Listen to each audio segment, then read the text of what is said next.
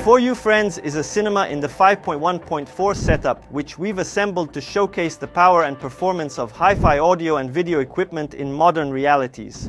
Our premises are set up in terms of sound absorption, diffusion, and have bass traps in place.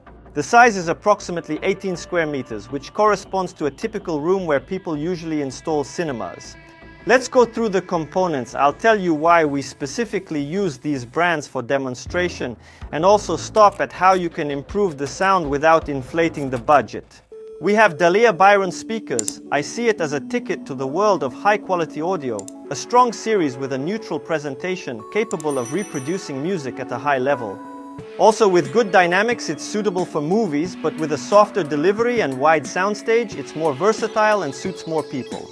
Lower, but due to a softer presentation of a wide stage, it's more versatile and suitable for a larger number of people. On the front's Oberon 7. I like these speakers and their detailed music reproduction. We had a video about Oberon 1.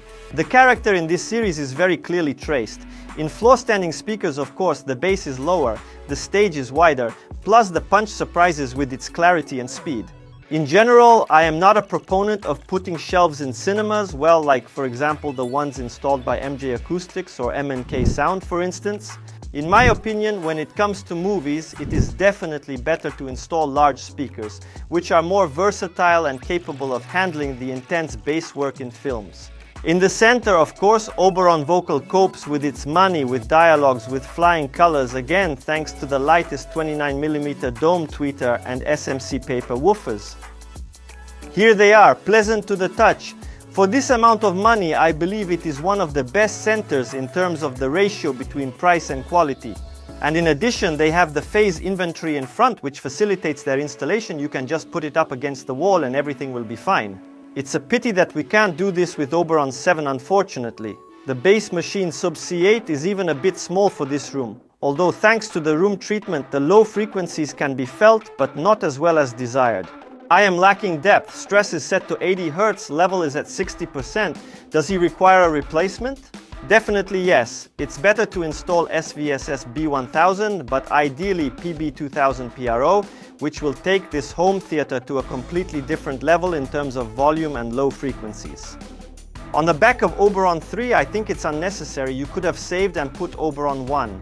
In terms of dynamics, they are better suited to this system, but they are only in transit, so at the moment they are more expensive but less suitable for the rear position in comparison to other options available.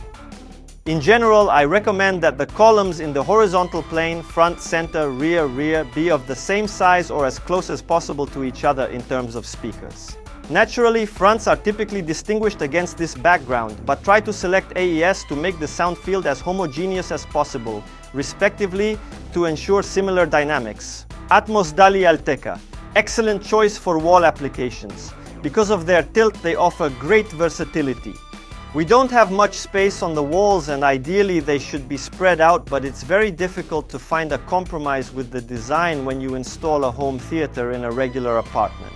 This is a real headache, especially if not only watching movies and listening to music in this room, but also living, with animals being a separate topic. Imagine when your cat jumps on the shelf column, which stands on the stand, and gracefully slides off it, sending some Bauer & Wilkins 805 speakers to the floor, and they just scatter. Had a case in my career. Sad. But let's not talk about sad things. On the contrary, let's talk about the cheapest component in our cinema. Well, except of course the paint in this room. This is a cable on the back. It's Northstone. The French prepared it in such a black braid. It's extremely cool, particularly for us when we require a dark cable for specific situations. Collaborating with him is easy, so even with scissors you'll be able to stay calm and, so to speak, press it with ease. And he is focused, and again I repeat, it is inexpensive, in general our choice. But what a good guy, especially a neutral cable. Uncomfortable position, but what can't you do for friends? Our Dolby Atmos cinema receiver Denon X4700 is pumping. Without an additional amplifier. What was the decisive factor in choosing? Certainly I would add some amplifier to the front, for example, and motives, I would get more pressure and growth.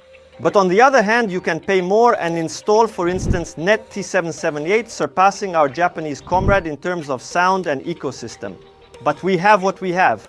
The player is currently NVIDIA Shield. By the way, we already reviewed it. Reads rapidly, reproduces all. What do we actually possess? A sturdy home cinema on Danish shares Aberon, which will be appealing to 90% of listeners. Add a more powerful subwoofer from SWS to it and you will forget about going to the movies, especially if you have a projector of at least the Epson 7000 level in your prepared room. And there will be a cool screen hanging instead of a painted wall, and then there will be complete feng shui.